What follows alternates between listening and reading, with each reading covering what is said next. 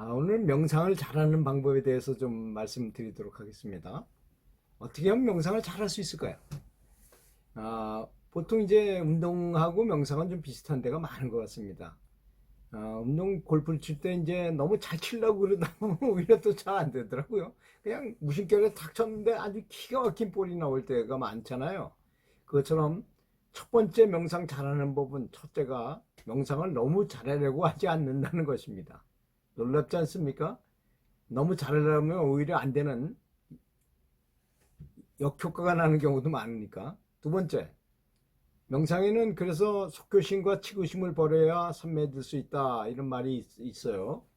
속교심은 뭡니까? 빨리 깨닫겠다는 마음이잖아요. 안달복달하는 마음. 치구심, 빨리 뭔가 구하겠다는 안달복달, 진짜 뭐 너무나 과제 집착력이 강한 것을 말하는 거죠. 참 이거 미묘하죠. 어떤 사람은 또 분발심을 가져서 용맹심을 가져야 된다고 말하고, 또 실제로 명상에 들어가면 또 이렇게 속교심과 치구심을 버려야 한다고 말하고. 그래서 제가 그 답을 찾았어요. 제가 이제 그 헤드셋을 쓰고 그 우리나라 사람이 발명해가지고 외국으로 수출해가지고 우리나라에서는 잘 안 팔렸어요. 근데 미국에서 많이 팔렸는데요. 그 3m 거리 정도 두고 뇌파를 이용하는 건데요. 내가 헤드셋을 쓰고 저쪽 앞에다가 그 기기를 갖다 놓고 그 원통, 투명 원통에다가 탁구공이 들어가 있는 게 있어요. 그래서 여기서 뇌파를 발사하면 저렇게 집중을 하면 이게 펜이 돌아가 가지고 이 공이 떠오릅니다. 펜 돌는 바람에 의해서.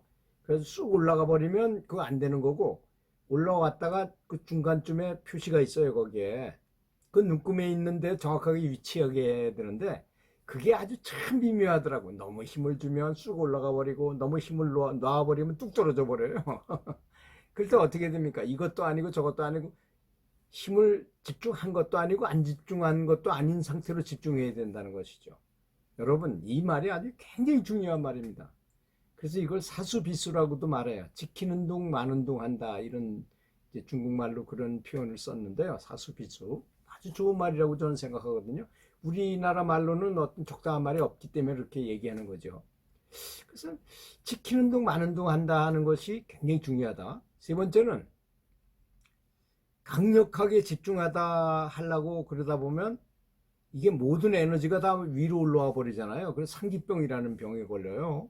이빨도 막 이렇게 솟아나고 피도 그냥 올라가서 머릿속에서 머리 뒤에서 피도 막 나고 막 그런 아주 심각한 병에도 걸릴 수 있어요. 너무나 집중해가지고 뭘 하려고 욕심을 갖다 보면 그렇습니다.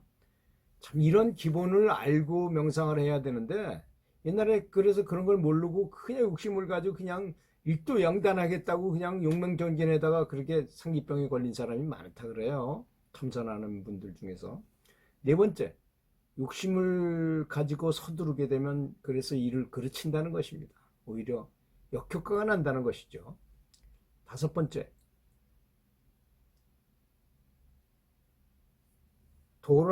돌아가려 하거나 또는 빨리 가려 하면 더 늦어진다는 것입니다. 오히려.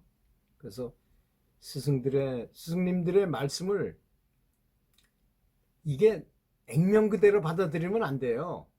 이제 이분은 저 달을 가르치라고 말을 했는데 우리는 손가락 끝을 봐요. 이렇게 가르치면 저 달을 봐야 되잖아요. 그런데 손가락 끝을 본다니까요. 그런 경우가 너무나 많다는 거죠. 스승은 집착을 버리라고 말을 하면 우리는 어떻게 하느냐? 집착을 버리려고 하는 집착을 또 해. 거기에 대해서 또 집착을 합니다. 그러니까 참 이게 아주 이상야릇 미묘한 것이죠. 여섯 번째, 욕심을 가지면 자신을 욕하는 자책을 하게 됩니다. 하여튼 어떤 방법으로든지 간에 자책을 하게 되는 그런 현상이 일어나게 돼 있어요. 욕심을 갖게 되면. 욕심이 없다면 그렇지 않잖아요. 자, 그러니까 욕심을 아까 제가 얘기한 것처럼 그 원통에 그 선에다 탁 하려면 완전히 집중한 것도 아니고 안 한 것도 아니고 그 중간을 선택해서 탁 얘기했을 때 그건 욕심이라고 말할 수 없거든요. 그런 상태가. 자, 일곱 번째, 주변 환경에 신경 쓰지 말고 나나 잘하는 것이다 이거야. 근데 저도 참 후회 막급한 게 입문 초기에 한번 깨달아 보겠다고 가족들도 다 개무시하고 다른 사람들 친구도 뭐 필요 없다고 생각하고 그냥 모든 걸 다 끊고 그냥 뭐 명상만을 위해서 뭘 하겠다고 그래서 다른 사람의 상처를 많이 입혔던 것이 사실입니다. 그 점을 참여합니다. 저는 지금은 아주 크게 참여해요. 왜 그렇게 했던 거? 그렇게 안 해도 충분히 할 수 있는데 어떤 사람은 또 아내와 부부간에 서로 이게 안 맞는다고 이혼해버리고 그냥 애 그냥 버리고 그냥 가서 나는 깨달음을 얻어야 되는 사람이다 나갔어요. 그 업장이 얼마나 크겠습니까? 아마 자기가 명상해가지고 갚기가 참 곤란할지도 모를 그런 상태가 아니겠습니까? 그렇게 말씀드려서 죄송하지만 그래서 이 명상하기 전에는 우선 자기 주변 정리를 잘 해야 됩니다. 만약에 아내가 내가 명상하는 것을 방해하거나 내 말을 이해하지 못하거나 반기를 드는 사람이라면 우선 원수를 친구로 만들듯이 그래서 그 사람을 잘 다스려가지고 잘 달래고 설레고 어떤 방법을 이용해서라도 잘 해가지고 불만이 없게 한 다음에 시작하면 될 거 아니겠습니까? 그런 것이 바로 지혜라고 저는 생각합니다. 그 굉장히 중요한 말입니다. 이 지금 말하는 건 주변 환경에 신경 쓰지 말고 자신이 잘하기 위해서는 금전적으로도 준비되어 있어야 되고 좋은 스승도 만나야 되고 명당 자리도 있어야 되고 환경도 좋아야 되고 주변에 있는 친구, 친지, 도반들도 참 좋아야 될 거 아니겠습니까? 여덟 번째, 여유와 넓은 시야를 갖고 모든 걸 사랑으로 대해야 된다는 것입니다. 여유가 있어야 된다는 것이죠. 이 운동도 해보면 탁구나 뭐 이런 배드민턴이나 테니스 같은 운동을 해보면 금방 드러나잖아요. 자기가 이제 마음에 여유가 있으면 상대방의 빈 곳도 잘 보이고 아주 천천히 쳐도 충분히 되는 걸 욕심을 가지고 뭔가를 하려다 보면 그냥 혼자 서두르고 혼자 다 에라 하고 맙니다. 그래서 뭐 사랑으로 감사하는 마음으로 세상 만사를 대하면 공력도 금방 더 좋아진다는 사실을 알아야 됩니다. 아홉 번째, 가장 평범한 집중이 가장 좋은 진리라는 사실을 명심하십시오. 가장 평범한 집중, 스승으로부터 배운 어떤 법맥에 의한 그렇게 하라는 방식대로 하는 것이 가장 좋은 방법이다 이거죠. 거기에 더 보태려면 사랑이 유일한 해결책이라는 점을 생각하셔서 사랑하는 마음을 거기다 집어넣는 거예요. 예를 들어서 스승님이 무슨 연불법을 가르쳐줬다면 그 내가 부르는 부처님에게 아주 감사하는 거죠. 또는 스승님에게 감사하는 거죠. 그렇게 하면 10배, 100배, 1000배, 10,000배도 더 빨리 진보하게 되어 있습니다.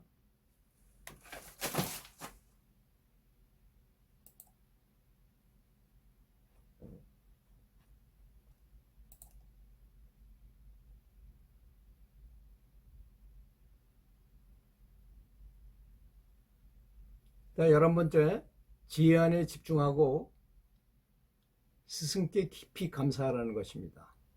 12번째, 강력하게 집중하기보다는 도랑물처럼 계속 이어지게 명상하는 것이 더 중요합니다. 그게 더 강력해요. 그냥 우리는 한번 그냥 강력하게 하고 쉬었다가 하면 더 좋을 것 같지만 그렇게 하면 이 마음이 잠재의식까지 침투할 수가 없어요.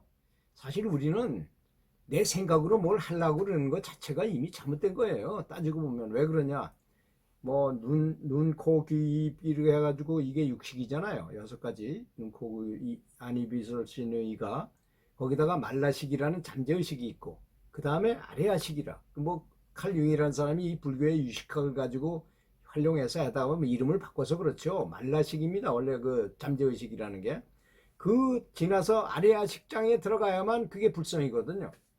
근데 그 광경을 통과하려면 반드시 말라식을 통과해야 되는데 이 말라식을 통과할 때는 계속 이어지게 해야 됩니다. 강력한 것보다는 이어지게 하는 게 더 중요하다. 반복적으로 계속 집중해야 된다는 것이 중요하다는 것입니다. 13번째, 사랑과 감사보다 더 높은 것은 전 우주에서도 없다는 것입니다. 가장 좋고 가장 유일한 해결책이라는 것이니까 사랑과 감사를 실천하라는 것입니다. 자, 그러면 여러분, 제가 제일 좋아하는 가마솥경이라는 게 있다고 그랬잖아요. 그 가마솥경에 보면 하루에 100명분, 500명분의 밥을 해가지고 가마솥에다 밥을 해가지고 사람들을 퍼주면 계속 보시를 했지만 부처님이 말씀하시기를 차 마시는 시간 동안 또는 양젖을 짜는 시간이라는 거 보니까 한 10분 정도겠죠, 그죠? 그 정도면 양젖을 다 짤 수 있잖아요. 그 정도 남을 위해서 간절한 마음으로 잘 되길 기도하는 것보다 못하다 그랬어요. 그것이. 그러니까 남을 위해서 기도하는 게 그렇게 효과가 좋다는 것이죠. 결론은. 이런 예는 너무 많잖아요. 제가 먼저 번에 이 유튜브에다 올렸는데 어떤 사람이 멀리까지 많은 돈을 들여서 참 스승이 있고 수많은 제자들이 있는 그런 데 가면 공력이 엄청 강하잖아요. 자기장이 강하잖아요. 그런 데 가서 영상을 해서 빨리 진보하려고 했는데 보니까 하나도 집중이 안 되더라는 거잖아요. 그래서 같이 간 사람들을 떠올리면서 그 사람들이 잘 되기를 이렇게 기도하니까 어느새 3일째 되는 날 나도 모르게 산매에 들어있다는 거 아닙니까? 바로 이것이 우리의 명상의 원리죠. 이런 원리를 아는 거와 모르는 거와는 차이는 진짜 하늘과 땅 차이입니다. 항상 이 지혜안을 바라보며 지혜안으로 냄새 맡고 맛도 보고 소리도 듣고 모든 걸 지혜안으로 하라는 것입니다. 그러면 지혜안이 언젠가는 활성화될 것입니다. 활성화되면 나타나는 증상은 스승님께서 말씀하셨죠. 빛이 보인다거나 빛이라 해도 엄청난 큰 빛이 보일 수도 있고 아주 작은 빛이 보일 수도 있고 상관하지 마시고 소리, 천상의 음악 소리, 여러 가지 그 소리, 승피세가음이나 범음이나 이런 그런 소리를 듣게 되고 또 전기처럼 짜릿한 느낌을 받을 수도 있고 아주 강력한 에너지로 느낄 수 있어요. 근데 저는 권하기를 제일 좋은 것은 에너지가 제일 바람직한 것 같습니다. 비록 보지 못할지라도 자기가 공부가 잘 되고 있는지 안 되고 있는지를 알 수 있기 때문이죠. 그리고 또 쓸데없는 그 마장에 엮일 염려가 전혀 없어요. 그다음 나중에 그렇게 공력을 많이 쌓아가지고 나중에 한 번에 터지는 게 더 낫잖아요. 괜히 중간에서 뭔가 좀 이렇게 보아가지고 제가 이렇게 같이 공부해 오면서 보니까 뭔가 이렇게 봐가지고 무슨 신통이 열린 사람 쳐놓고 오래 하는 사람은 못 봤어요. 한 명도 못 봤습니다. 그렇기 때문에 계속 그 4가지 증상은 반드시 나타나야 되는 거지만 맨 마지막에 에너지로 느끼는 것이 가장 바람직할 것 같다. 제 의견이었습니다. 자, 16번째. 모든 일상을 지혜 안으로 하는 경지를 얻을 것입니다. 모든 일상을. 말하는 것도 지금 말도 지혜 안으로 하고 있고 보는 것도 지혜 안으로 보고 있고 느끼는 것도 지혜 안으로 느낄 수 있고 이렇게 하라는 거지. 모든 것을. 17번째. 욕심과 집착이 있는지 없는지는 대인관계 생활에서 그대로 드러나요. 그렇지 않습니까? 감사한 사람의 눈빛 딱 보면 사람은 금방 알아요. 저 사람이 나를 왼수로 대하지만 나는 저 사람을 아주 지극히 감사하면서 아주 귀하게 여기고 존중한다고 눈빛을 보내면서 말도 그렇게 하고 표정도 그렇게 하세요. 그럼 그 사람이 그걸 모를까요? 처음에는 반발해가지고 저 사람 가짜 아니야 이러지 몰라도 진심으로 그렇게 해오십시오. 다 해결됩니다. 하버드 대학의 그 소통 전문가 그 교수가 하는 얘기를 들었더니 이 서로 이제 직장 상사와 부하 간에 서로 사이가 안 좋은 거를 비디오로 다 찍었어요. 그 사람들의 표정, 몸짓, 태도를 다 찍었어요. 이렇게. 그랬더니 우리가 생각할 때는 상사가 못하고 부하는 잘할 것 같죠? 전혀 안 그렇더라고요.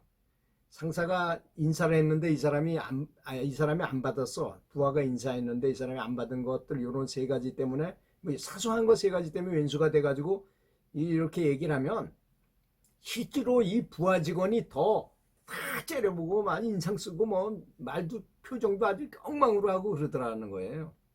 이게 다 상대적인 것이라는 얘기죠. 결국은. 그래서 욕심과 집착 때문에 그런 게 생기는 거 아니겠습니까? 특히 명상 수행을 하는 사람은 스파이처럼 적국에서 생활하면서 뭔가를 해야 되는 사람처럼 해야 되기 때문에 주변에 있는 모든 사람하고 친해질 필요가 있잖아요. 왜 왼수지면서 그렇게 어려운 환경에서 해야 됩니까? 그러면 공부가 잘 될 수가 없어요. 그래서 뭐 가식적으로 그렇게 하는 게 아니라 진심으로 감사하고 사랑하는 마음으로 하는 것이고, 옛날에 저 사람이 나빴던 사람이었다 하더라도 다 잊어버리세요. 아무 필요 없어요. 그런 거.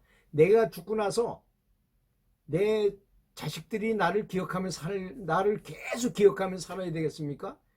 나는 죽고 나면 그만이에요. 없는 사람이에요. 법천 이렇게 잘생기고 뭐 말 잘하고 해봐야 소용없습니다. 다 허다. 이건 아무것도 아닌 헛개비에 불과합니다.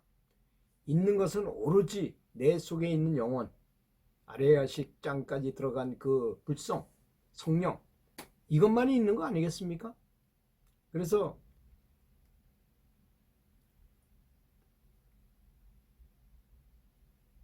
대인관계 생활에서 드러날 수 있게 그렇게 진심으로 감사하면서 존중하면서, 우리 아들이 뭐 아빠한테 한번 덤볐다든지 이런 거 다 잊어버리시고 그냥 그 현재 있는 그대로 최선을 다하고, 아내가 만약에 바람을 피워서 나가서 들어갔다 뭐 굉장히 했다 하더라도 용서해 주는 것밖에 방법이 없어요. 더 제일 좋은 방법을 찾는다.